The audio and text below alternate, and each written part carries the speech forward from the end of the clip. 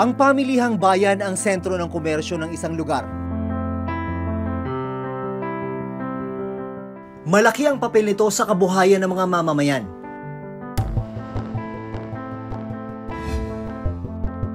Pero paano kung ang public market hindi naman napakikinabangan?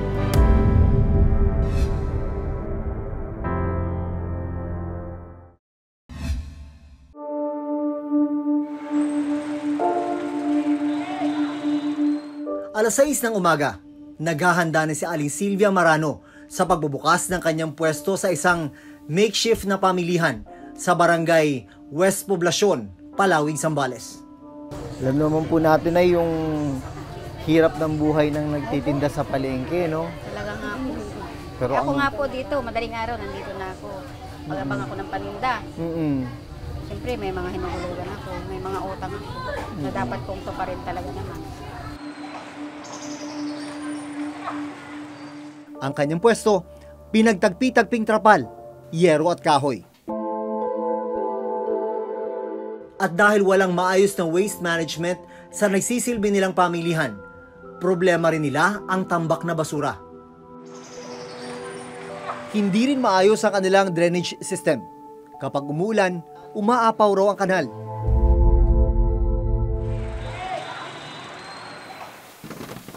Bandang alas 7 ng umaga, dumating ang nagdi-deliver ng isda. 3 dekada ng tindera sa palengke si Aling Silvia. Ang kita, pinantutustos niya sa pag-aaral ng kanyang 2 anak. Pag may dumating na isda, nakakuha ako ng isang box na, isang collar na isda. Halimbawa, ang puhunan is 85. Tinda ko ng 100. Kita ko ng doon. 450. Sa kinatitirigang pwesto ng tindahan ni Aling Silvia, may dati palang nakatayong maayos na public market. Kwento ni Aling Silvia, dati raw nakatiles ang kanilang mga mesa, may bubong at malinis na palengke.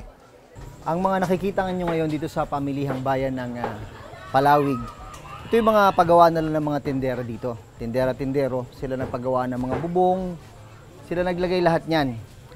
Ang dating public market na ito, konkreto dati, may mga konkretong mesa dyan, pero ginibangan noong 2016 para patayuan daw ng bagong public market. At ito na lang natira sa kanilang palengke, itong konkretong pundasyon. Ano nga ba ang nangyari at hindi natapos ang proyekto? Anong taon giniba ito? Giniba po ito noong 2016 po, before election. Panahon po ng dating Mayor Gin Amog. Giniba siya para? Gagawa daw po ng bagong palengke. Yun ang pangako? O, yun po. Before election po yun. Pinalipat sina Aling Silvia sa barangay Santo Tomas. Pinagawa po kami ng parang palengke na parang talipapa, na ganun po ang trapal namin sa bubong. Doon po nilipat kami sa kanila. Kasi gagawin daw po ito. Noong 2016, hindi na raw itinuloy ang paggawa ng palengke ng pumalit na alkalde na si Billy Aceron. Sa halip, nagpagawa ng panibagong palengke sa barangay Santo Tomas ngayong 2019. Hindi nanalo, kumbaga yung dating administrasyon. Yun po, ang pag-alam ko hindi na po natuloy. So hindi ko rin po alam kung bakit doon na rin po sa barangay Santo Tomas. Sabi po nila mas maluwag daw, mas komportable siguro yung mga nagtitinda. At habang ginagawa ang bagong palengke sa barangay Santo Tomas, walang magawa sina Aling Silvia kundi bumalik sa ginibang palengke sa barangay West Poblacion. Parang dati, maayos-ayos pa dati. Yun na nga po, sana hindi na kami pinaalis dito. Ito, sino mga nagkabit Kami nito na po mga ang to? gumawa nito. Kayo-kayo na lang. Opo. Para lang po makaalis kami doon at magawa yung palengke doon. Para naman makuha ang kanyang panig, pinuntahan namin sa kanyang bahay ang dating mayor ng Palawig na si Generoso Amog. Pero sabi ng kanyang katiwala, umalis daw ito ng bahay. Gusto sana naming malaman kung bakit giniba ang dating palengke sa West Poblacion at hindi naman itinuloy ang pagtatayo. Pinuntahan rin namin ang kasalukuyang alkalde na si Mayor Billy Aceron para tanungin sana kung bakit hindi itinuloy ang proyekto sa West Poblacion. At sa halip, ay piniling magtayo ng panibagong palengke sa Barangay Santo Tomas. Ilang beses namin pinuntahan dito sa kanyang opisina si Mayor Billy Asiron. Tumawag din kami, nagpadala kami ng text, pero wala kaming nakuhang tugon doon sa aming mga katanungan. Nagpadala rin kami ng letter of request, pero hindi ito tinanggap ng kanyang opisina. Maging ang Department of Interior and Local Government o DILG na hininga namin ng tulong para makakuha ng record at panig mula sa munisipyo ng Palawig. Hindi pa rin daw nakatatanggap ng sagot mula sa Office of the Mayor. Ang problema sa mga ganitong pagkakataon, ang mga mamamayan naman daw ang naiipit at nahihirapan. Ang mga taga-Palawig Zambales, wala pa ring matino at maayos sa public market. 3 taon mula nang gibain ang kanilang palengke. Pagkaraan dito, lipat na naman kayo doon. Ang hako, magulo. Magulo yung ano namin eh. Parang na ano sa kasama na ata sa politika yan. Ganyang ano. Kayong ipit sa gitna. Opo, kaya talagang kayo po talagang naiipit lagi. Si Aling Silvia, natapos na naman ang isang araw na pagbabarat ng buto. Ari ba tingnan natin kung Ayan magkano po. yan? May 2,000 po yan, mahigit. Maganda-ganda na. Nakapagbayad ka na sa utang yan. Bayad na po ako sa isda. Bukas, gigising ka na naman Ganun ng... na naman po. Araw-araw po ganun. Good luck. Ganyan talaga buhay. Ganyan po talaga ang buhay. Kanya-kanya tayong pasan. Laban ng laban. Naman. Hanggat kaya. Tinunguri namin ang itinatayong bagong palengke nakalagay sa karatula rito na may project cost ito na 24.74 million pesos. Gayunman, walang nakalagay kung kailan ito sinimulan at kailan ang target completion date. Nakasaad lang dito na tatapusin ito sa loob ng 120 calendar days. Mula sa sentro ng bayan, dito nalilipat yung mga tindero-tindera kapag natapos na itong kanilang bagong public market. Umaasa yung mga tindero-tindera na ito na yung magiging permanente nilang tindahan at palengke at hindi magpapalipat-lipat. Depende kung sino ang nakaupo sa pwesto. Kung ang Palawig, wala pa rin na itatayong pamilihang bayan makalipas ang 3 taon. Sa Taytay Rizal, may nakatayong bagong public market pero wala ni isang vendor ang nakapwesto rito. Taong 2010, nang masunog ang pamilihang bayan ng Taytay sa Rizal. Sa parking area muna ng nasunog na palengke, pansamantalang pinapwesto ang mga nagtitinda. Isa sina DJ sa mga may pwesto sa parking lot. Tenga muna kami ng bago na bigyan ng lilipatan na hindi pa permanent yon. Basta lang makapwesto sa parking ng palengke. Ngayon, yun yung ginawang temporary. Tolda lang ang nakatayo rito sa parking lot. Masikip rin ang lugar para sa halos 500 tindahan. Nagbunot-bunutan tapos kanya-kanyang paggawa. Pero meron na yung sukat na binigay. Laking tuwa nila nang malamang magtatayo ng bagong palengke noong 2013. May 3 palapag ang gusali. Wala pang pintura ang ilang stall. At wala pang koneksyon ng kuryente sa pangalawa at pangatlong palapag. Sa 3rd floor, naabutan pa namin ang tubig mula sa pag-ulan. Barado kasi ang daan ng tubig pababa sa drainage system. Ang tanong, bakit hindi na pakikinabangan ang public market? Siyempre, naiinip na lagi nagtatanong kung kailan matatapos, kailan lilipat. Kaso, hindi rin namin alam eh. Ang talagang original niyan, ang mother ko. Dumating na sa point na nawala na siya, wala pa rin yung palengke. Proyekto ang New Taytay Public Market ni Nooy Mayor Jorik Gakula. Ang budget para rito, 169 million pesos.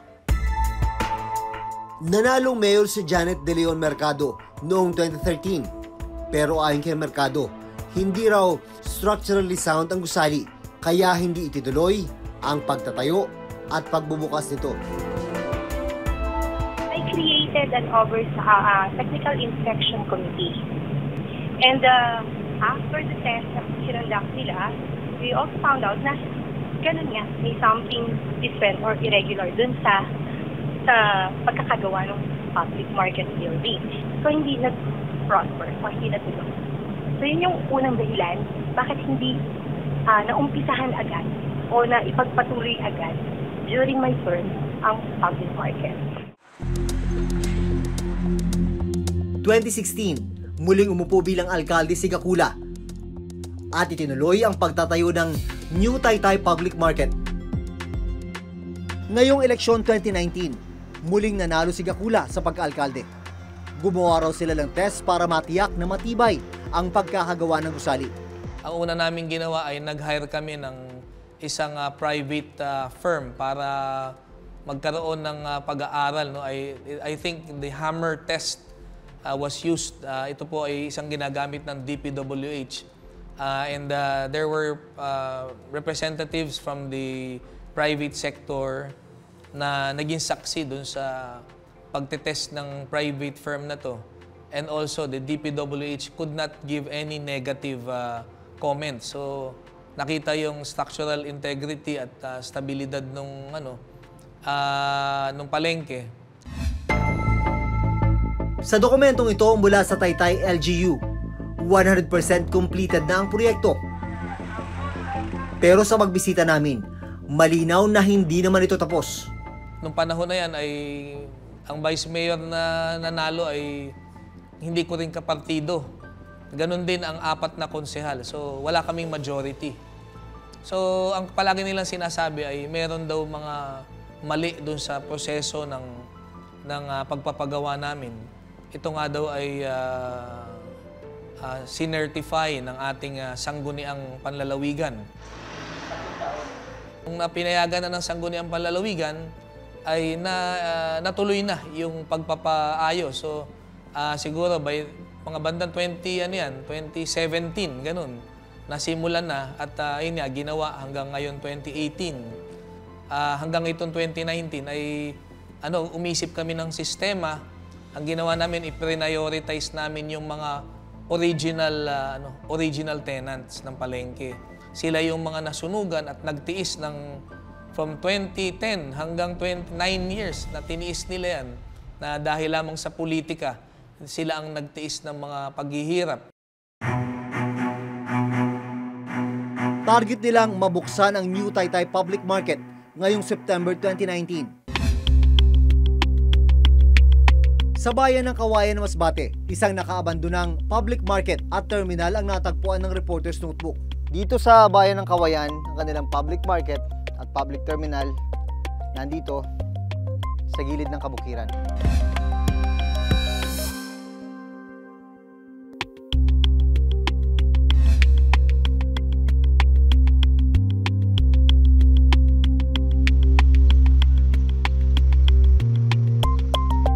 Sa bayan ng Kawayan, Masbate, isang nakaabandonang public market at terminal ang natagpuan ng Reporter's Notebook. Kung sa ibang lungsod at kung sa ibang bayan, yung mga public market nila, public terminal, nasa sentro ng kanilang lugar, dito sa bayan ng Kawayan, ang kanilang public market at public terminal, nandito sa gilid ng kabukiran. Sa dokumento mula sa Municipal Engineering Office ng Kawayan, taong 2015 nang itayo ang pamilihan at terminal na ito. Declared completed din ang proyekto noong 2016. Ang kabuang ginastos para rito, 25 million pesos. Pero ni minsan, hindi ito nagamit. Dahil hindi nga nagagamit ito at mukhang wala naman nagme-maintain, ayun o yung mga bench, para sana sa mga pasahero, kinakalawang na.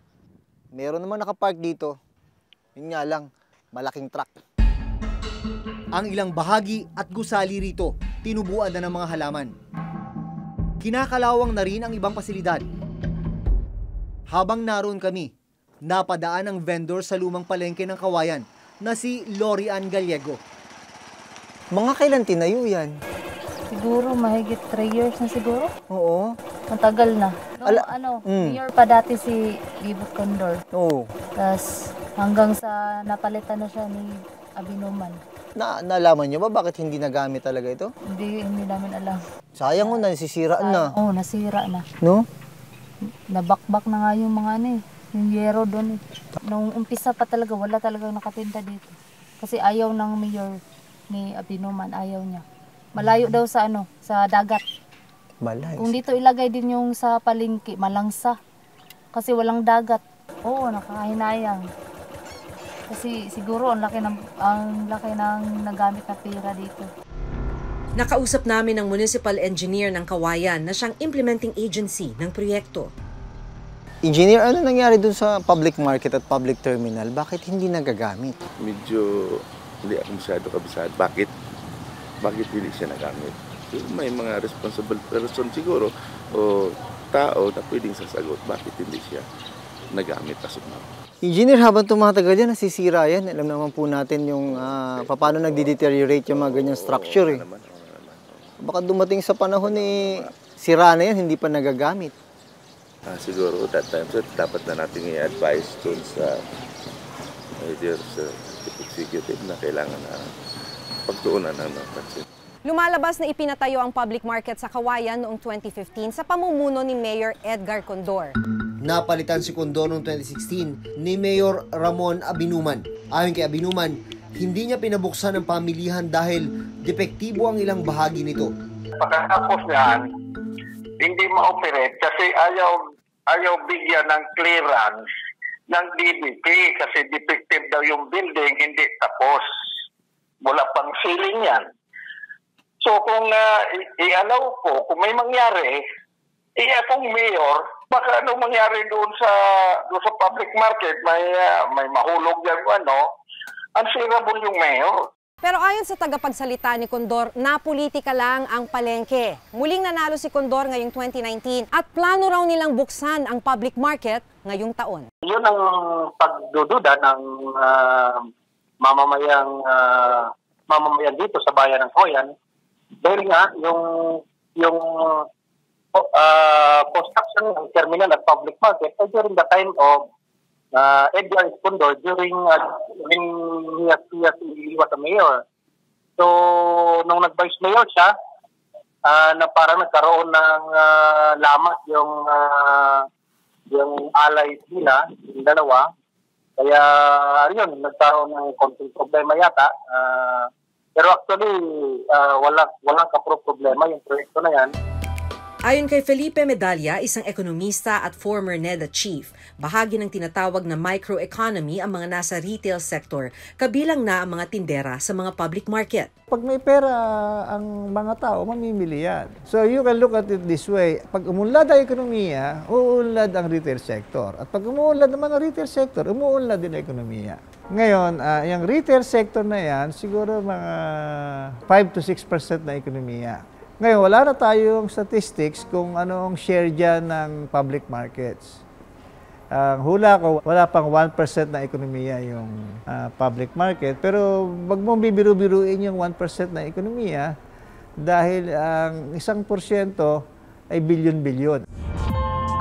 Kaya naman apektado rin ang ekonomiya kung walang maayos na pamilihan ang isang bayan. Well, unang-una pakikinabangan. Kung maganda ang lokasyon niya, makikinabang ang mga nagtitinda, kanilang kinikita ay tumataas to the point na kaya nila magbayad ng renta. The mere fact na kumikita sila, ang ibig sabihin nun, ang tingin ng mga consumers, mga tao, reasonably at yung presyo doon at kaayon-ayon yung mga produkto kaya nga gusto nila bilhin .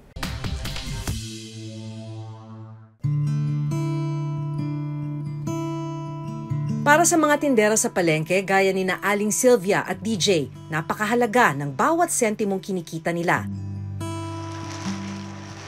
Hiling nila masuklian naman ang kanilang pagsisikap ng mas maayos na lugar kung saan sila pwedeng maghanap buhay. Hanggang sa susunod na Huwebes, ako si Jun Veneracion. Ako si Maki Pulido at ito ang nakatala sa aming Reporter's Notebook.